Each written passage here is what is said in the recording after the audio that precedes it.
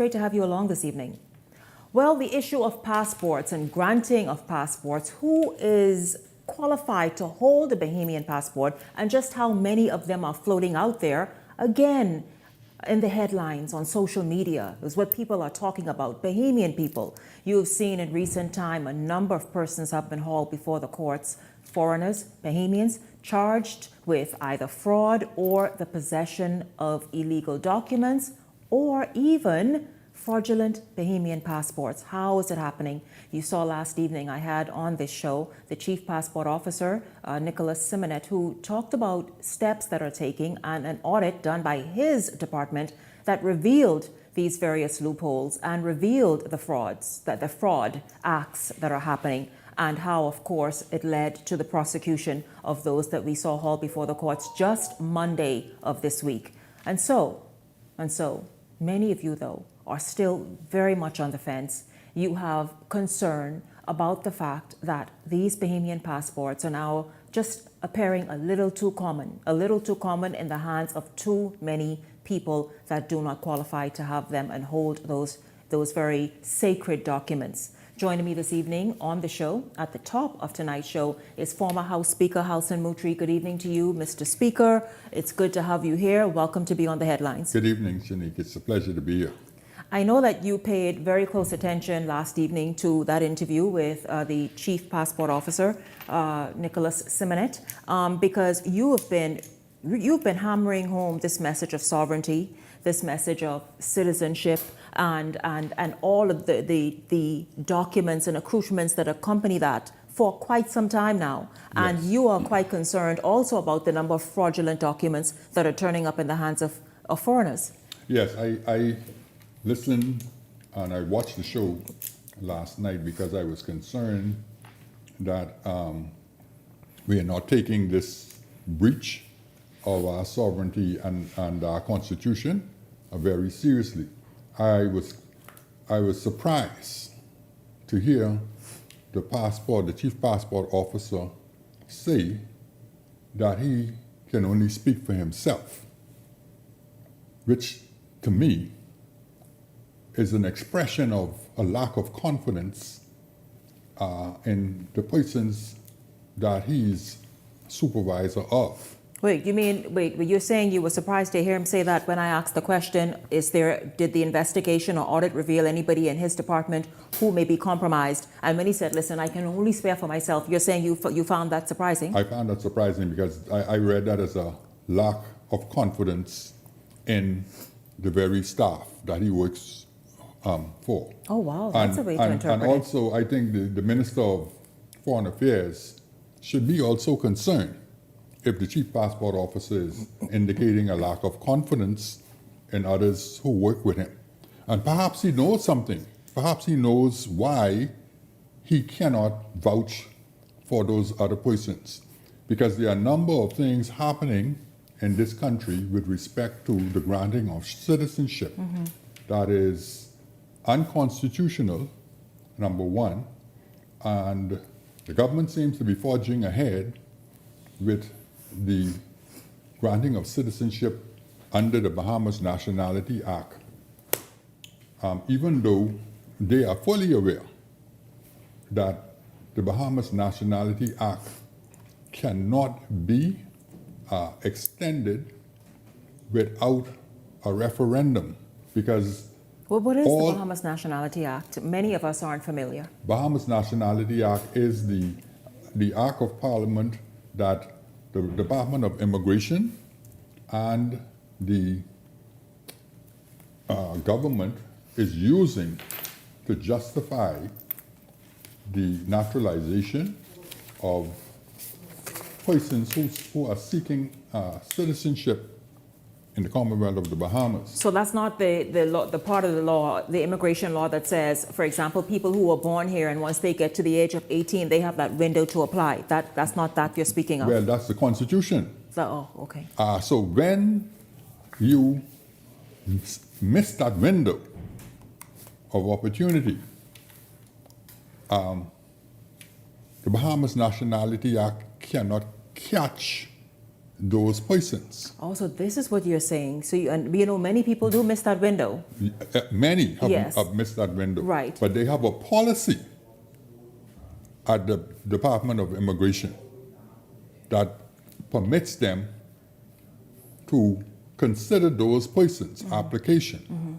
And if you look in the newspaper on a almost daily basis now, you can see numbers of persons making applications under the Bahamas Nationality Act to gain citizenship.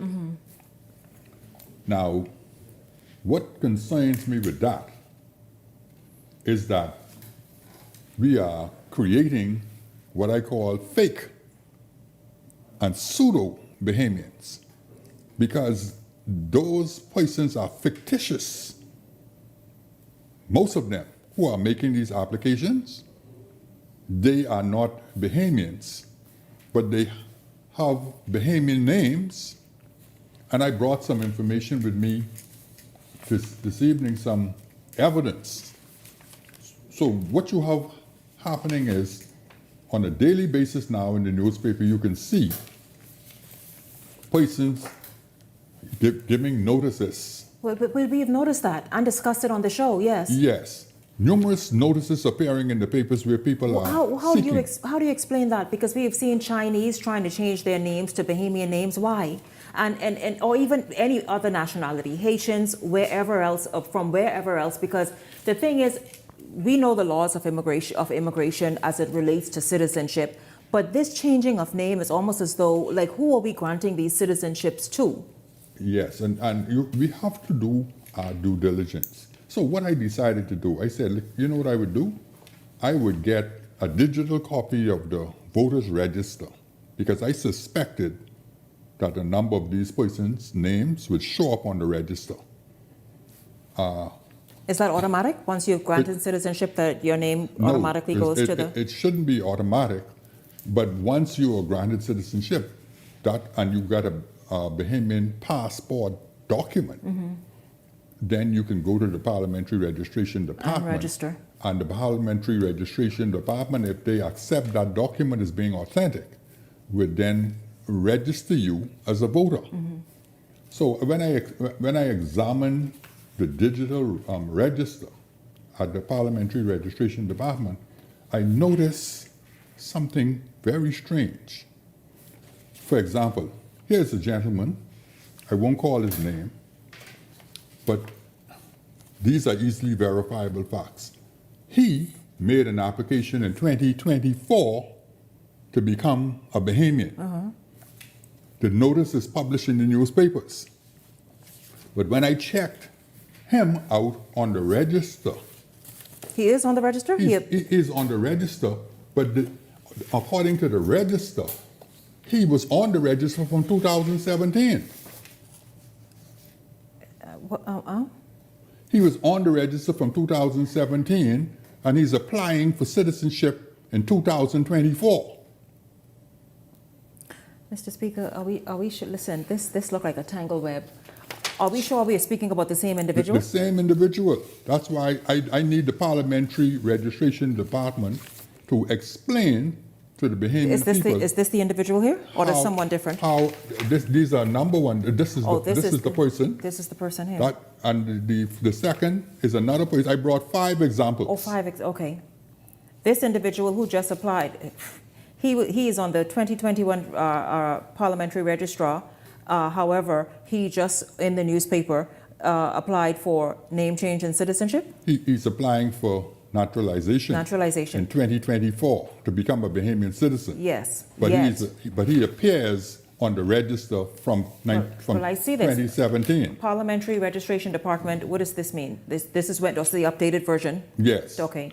And that is from the portal. They have a portal at the Parliamentary Registration Department. You can go and examine it. Well, Mr. Speaker, what does this suggest? What is this saying? Because if this person has been on the Parliamentary Registrar registration since 2021, no doubt may have voted in the 2021 election, but in last year, just Yes. applying for naturalization, which is citizenship. Yes. What are we saying? What are you saying? What it means is that illegal immigrants, this is implying that illegal immigrants have been able to somehow to register and vote in our elections prior to becoming citizens, even prior to making an application to become a citizen.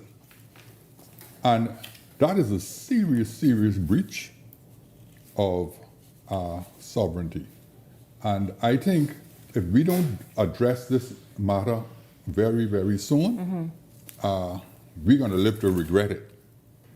What is the trouble about that? I mean, we see Trump now saying, listen, we have to go back to basically Americanization. And you know that thing we have about Bahamianization? He is basically saying Americanization in terms of America first. The fact that you are now suggesting that we are playing with something as sacred as the vote, as allegedly, according to you and your research, playing with the registrar's register.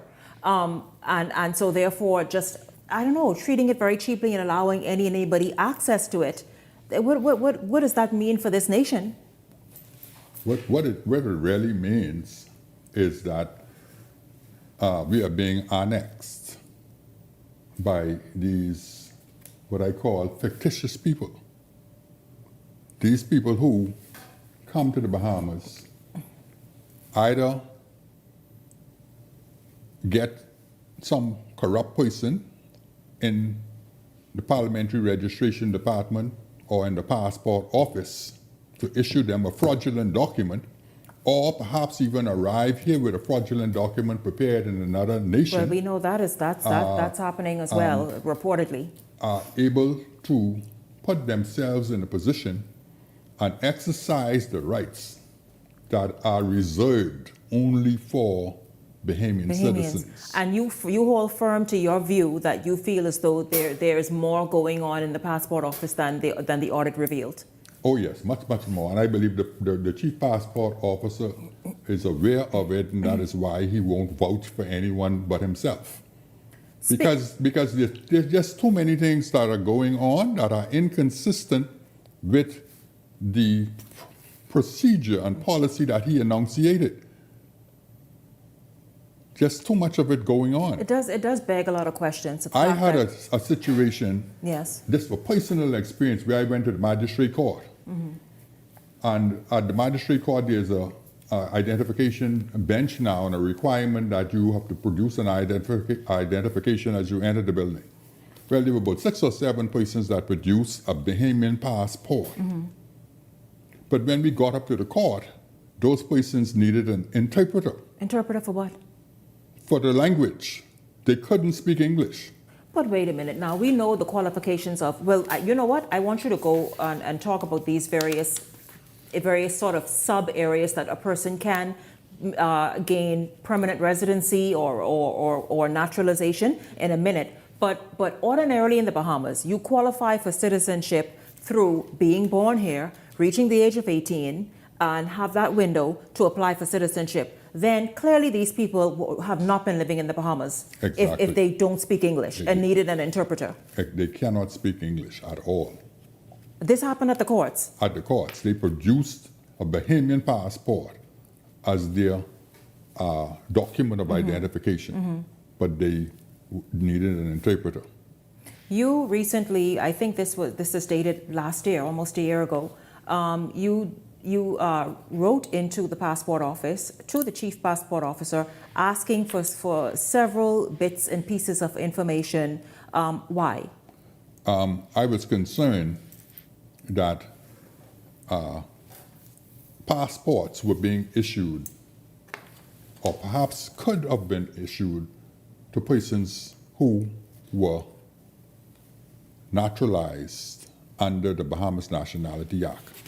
And so I wrote in to the passport officer, the chief passport officer, and to the director of the Department of Immigration, and I requested a report on the number of passports issued to persons who were naturalized under the Bahamas Nationality Act, and for persons who were issued Bahamian citizenship.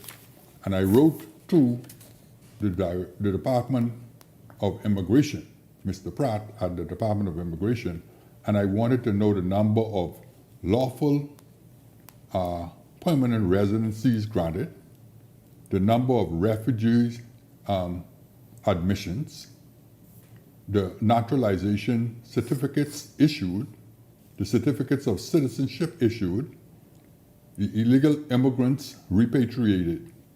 And those letters were done in March 2024. What was the response? And there was not even an acknowledgement of receipt of the letter. Mm-hmm.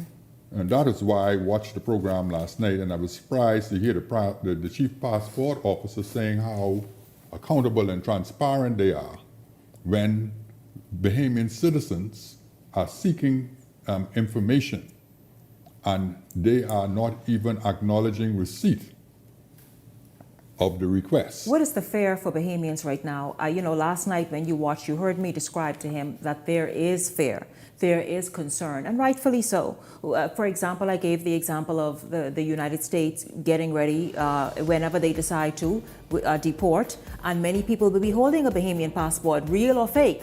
And these are people that we will have to accommodate, though, because they have that passport. Is that part of the fare? That is part of the fare, and I think that is a part of the exposure that is going to happen very shortly. Once the U.S. begins to deport those persons, and I understand they have already identified 426 plus, yeah. Persons who they claim have been involved in criminal activity in the United States. Well, if those persons have a Bahamian document, it's going to be extremely difficult for the Bahamas government to reject or refuse to accept them. And so exposure is going to happen because we're going to find out whether those documents were prepared in the Bahamas and issued out of the passport office, or whether those persons were able to somehow gain those documents perhaps in another country before coming to the Bahamas, or from another country while they were in the Bahamas before they entered the United States. I tell you, Mr. Speaker, thank you. Listen, thank you very much. This is quite interesting, a topic that Bahamians are still quite keen on and paying very close attention to. The matter of our sovereignty, the matter of these Bahamian documents, in particular our passports that are turning up in too many hands. Too many hands. We have noticed too in the newspapers the name changes. In fact, it's stunning to see the name changes and what they want to change to. And so again, yes, because if you look at these. The few examples that I brought. This one is a Clark. The next one is a Palmer. And these don't sound. What the next one? Well, this seems like a foreign name. The next one is a Joseph, and another foreign name. And interestingly, some of these people reside in Ragged Island Street. That's Angleton. Some. Mr. Speaker, leave it right there. Some reside in Fox Hill, in the minister's constituency, who's responsible for the passport office. So it opens up a whole can of worms that the Bahamian people need to be very concerned that we don't have representing us in our parliament Benedict Arnold type of persons who are carrying out treasonous action against the Bahamian people. How long has this been going on? And this is because when you said from 2021, who has come up short? It seems many people, over a long period of time. I think this has been going on for quite some time. Yes, Mr. Speaker. But it must come to an end. No, absolutely. I agree with you, and the Bahamian people agree with you as well. Thank you very much, former Speaker of the House, Halson Mutri, this evening, breaking down this matter of citizenships, of passports, of name changes, and more. He had more to say, but of course, we have to wrap up this segment. I thank you once again, former Speaker of the House, Halson Mutri. Thank you, sir. It's been a pleasure. Thank you. My pleasure, sir. Don't go anywhere, because when we come back, we'll get some thoughts on what he had to say, and also moving forward, a little more information about what the R.M. Bailey teacher is alleged to have done on campus. This is Beyond the Headlines. We're back after this.